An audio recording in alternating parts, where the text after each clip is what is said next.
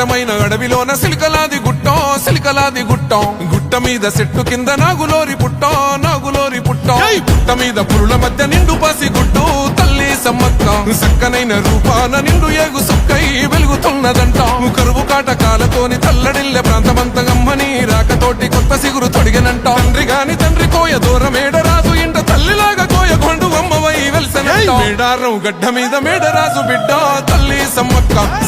కడుపు పంట సాహసాన మేటి తల్లి సారక్క మేడారం గడ్డ మీద